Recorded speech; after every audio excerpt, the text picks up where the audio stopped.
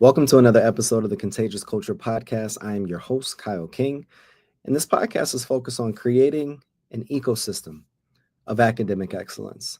Today, we're going to talk about a very common topic: leadership, and this idea that leaders shape culture within organizations, within schools. But even though it's a common topic, it's one of those words that we really don't often know how to define what leadership is and what are the expectations of leaders. Oftentimes in corporate America, we look at leaders as the ones with the higher titles and the ones with the higher pay and the higher level of access to being able to make decisions.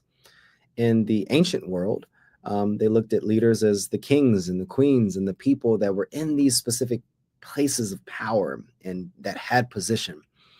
And even in every area of life, there's team leads, there's generals, there's all these different people that may lead specific institutions or areas of an institution. But what does it mean to really be a leader? In my opinion, leaders are people that develop other leaders. Leaders are people that lead a charge or lead a mission that other people can follow. I've often said that leaders, if you don't have anyone following you or anyone that you're developing, I don't believe that you can be a leader. It's not necessarily about your individual contribution. It's about how are you changing the environment? How are you that coffee bean? And if you don't know the story about the coffee bean, there's a book out there, I believe by um, John Maxwell or just another phenomenal writer that talks about this idea that if you put a banana in a hot pot of water, it changes the banana.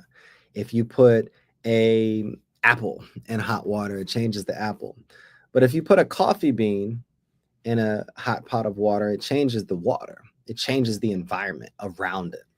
And being a leader, in my opinion, is about being the coffee bean, changing the environment for better around you, moving people to a specific mission and direction, moving and leading a charge, and being willing to be the first one in front. That's one of the things. And I'm a history buff, love ancient and Roman history as well.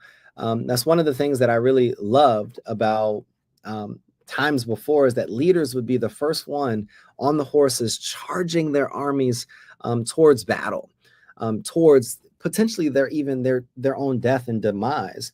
Whereas leaders oftentimes these days sit in boardrooms and sit behind the scenes and allow other people to take the fall so that they don't have to. So when we think about just designing environments where people thrive, I look at leadership as the most important topic.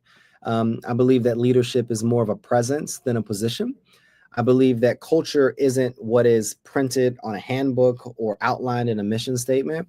It's what people feel. And I think when we say that leadership is important, it's how is this leader making other people feel around them? What is this leader implementing, enforcing, and doing?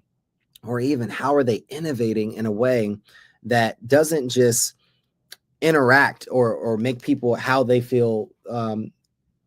What are they doing that allows other people, in a sense, to be so contagious in a way where what they're doing is mirrored and emulated or imitated across the board? I knew I wanted to say that better right there. It's what people carry home that they've learned from that leader. It's the mission. It's the lessons. It's the various knowledge and wisdom that they've learned from this specific person that they can still be able to quote or be able to implement even when that person isn't around.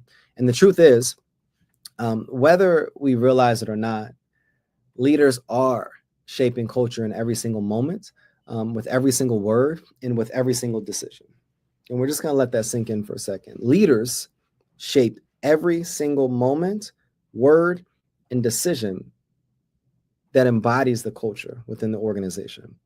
Your tone, your expectations, your follow through or lack thereof follow through, how you represent the school, it all sends a message.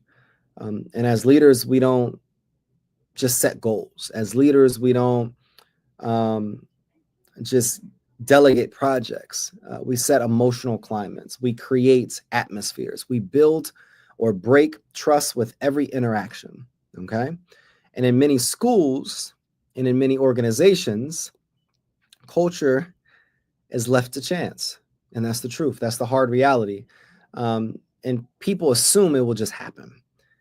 That they assume that because I showed up today, that it would be this amazing culture. And it doesn't matter if you have the best material or the buildings or resources or financial support, um, until we embody the culture in our day-to-day environment, in our day-to-day actions, until we put specific things in place with intention and not by accident, until we design culture and don't neglect culture, until we put leadership at the center of what we're doing, then we won't be able to create contagious culture. And it's so interesting to talk through this topic. And this wasn't a prepared podcast. This is one of those that I wanted to really be able to give you the rawness, and why I feel so strongly about leadership is because I had to resign from a position at a school, a very high ranking position that I had. I served as the director of school culture and student advancement at a premier charter school in North Carolina, and had some personal challenges that were going on, and some personal things that were made, some personal things that were done in private that were made public. And I resigned because I felt, if I am talking about culture and I am talking about leadership and I am embodying this idea of contagious culture, and if there's something that I'm doing that can impact the mood, the emotional safety, the atmosphere, or even the reputation of this institution, then it's important for me to be able to step out, to be able to work on those various things in my personal life so that I can be able to better contribute once I come back to whatever school, whatever institution that would be. And culture is contagious, and it starts at the top. And that's one thing that I realized. And even in a moment where things were still in the process of being worked out, I didn't want my process to impede on an institution's performance. And even though I'm highly skilled and well known or highly connected, I wanted to be able to embody the values, the beliefs, and the practices that I had internally, so that I could continue to stay not only within brand, but be a person of value and integrity as well. And when we're looking at leadership, sometimes leadership isn't about leading the charge. Sometimes leadership is about stepping down so that someone else can. Sometimes leadership is the humility to get out of the way and be an individual contributor to a different institution or to something else, so that you can take the heat off of you, so that you can be able to still contribute in a way, but so that it's this unselfish act. It's kind of like that dying on the sword, or taking the grenade and saving your platoon, and you being able to surrender yourself at times. I've walked into schools where the energy is electric, but I've also walked into schools that it felt like the electricity was off, where I've walked into schools where students are engaged and are motivated and have a sense of pride. But I've also walked into buildings, unfortunately, where silence hangs heavy in the air, where apathy instead of empathy has taken root, where leaders are invisible, or even leaders are present but then also absent in the same time. And the difference between those schools is leadership presence. The difference in those schools is that great leaders don't just talk about culture, they model it, they implement it, they create it, they enforce it, they emulate and imitate it. They understand that leadership is less about authority and it's more about listening. It's more about influence. It's more about the behaviors that you're willing to demonstrate, that when no one is watching. And it's this courage and this boldness. Leadership is not about calculated action. It's about boldness, that you stand for something that may not be easy, but it's rooted in value. every email that you send, every interaction, every communication. It's also this identity that is an alignment with the mission, the values, and the vision of the institution that you're serving. Okay. So I want to talk about 5 pieces, just quick 5 pieces. And this is how we design environments that thrive around leadership. All right. So number 1 is when we're looking at designing environments where people thrive, it's important for us to shape culture intentionally, not unintentionally. Okay. But it's important for us to have 5 starting points when we're designing these environments. Number 1 is you need to audit your influence. Think about the decisions that you've made, the conversations that you've had, and what are they communicating about your values?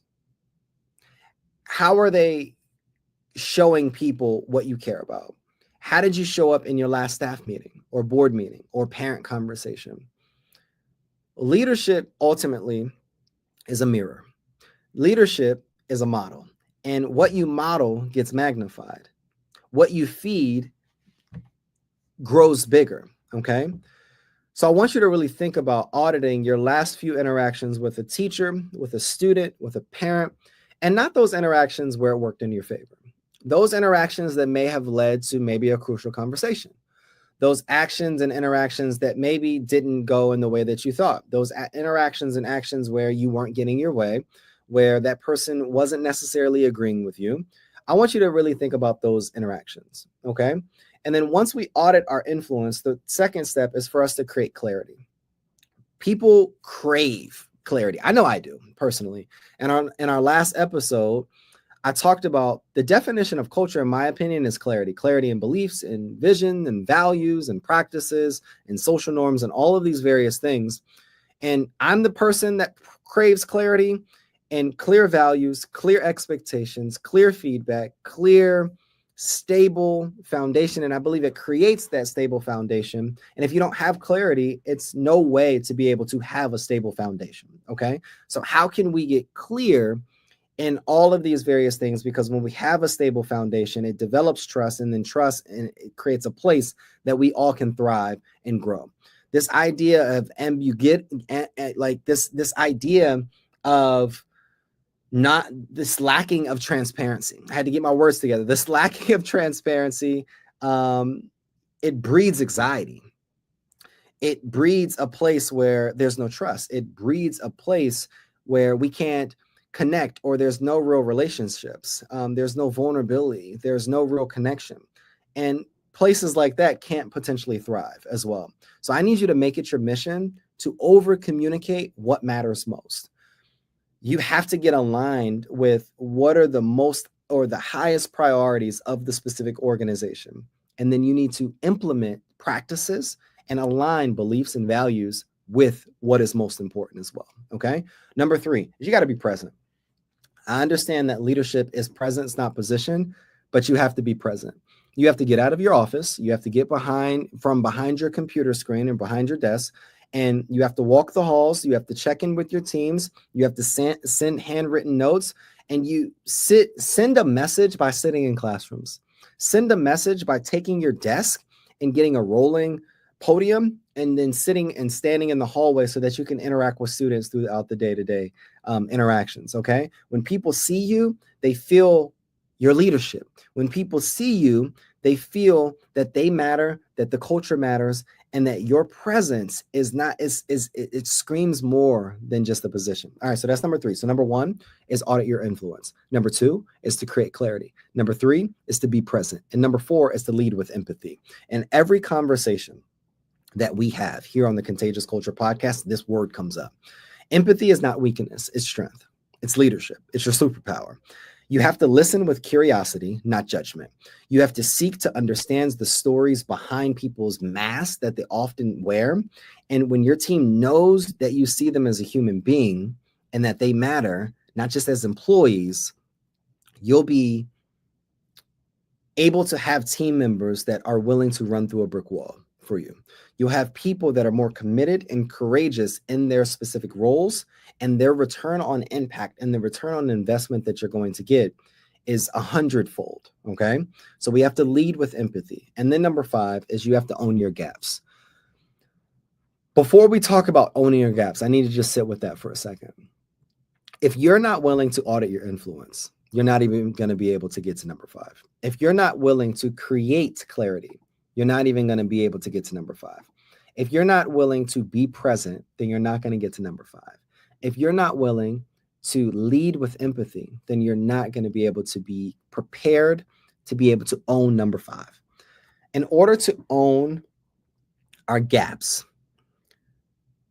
you have to first understand that there will be days, months, potentially seasons that you get things wrong, that you went in with a game plan, even maybe a team that believed in you and you didn't deliver. You have to own that. Just like the story that I told you earlier where I had to step down from a position. I recognize that my decisions cost me to be in this position, and I had to own it. I had to own up and take accountability and take responsibility and be man enough and integral enough and have enough values to step down so that I could be able to step away, so that I could be able to one day be able to step 10 times in the position that I was once in, okay? To step forward. In order for you to step forward, you have to sometimes be able to step up and own your specific gaps. Model humility by acknowledging your missteps. I need to read that again to you. Model humility by acknowledging your missteps. And all of this is talked about in my book, Contagious Culture, Creating an Ecosystem of Academic Excellence. When leaders apologize, when leaders take accountability, when leaders take responsibility for their action, it creates a ripple effect of honesty and growth within an organization just by simply apologizing. It is all about culture. It is all about leadership. And leadership is in every hallway interaction. It's in every morning greeting. It's in every time you enforce or ignore a specific process or a school-wide rule. It's in every moment that you build and that you do and that you decide and that you delegate. Every moment is a culture building moment. And the question is, what are you building? If you want a culture of collaboration, model collaboration. If you want a culture of risk-taking, model risk-taking. If you want a culture of celebration, celebrate risk. If you want a culture of open communication, communicate. If you want a culture of collaboration, integrity, and values, and honesty, then you have to demonstrate those things yourself.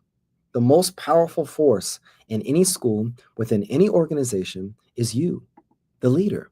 Now, whether you're leading your classroom, whether you're leading your department, whether you're leading your grade level, whether you're leading a group of people or the whole institution, the most powerful piece within any organization is you. And it starts by you creating clarity. It starts by you becoming the model. It starts with you mirroring the expectations. If you want it, become it, and then model it. It's another episode of the Contagious Culture Podcast. I'm your host, Kyle King, and we look forward to seeing you guys next episode.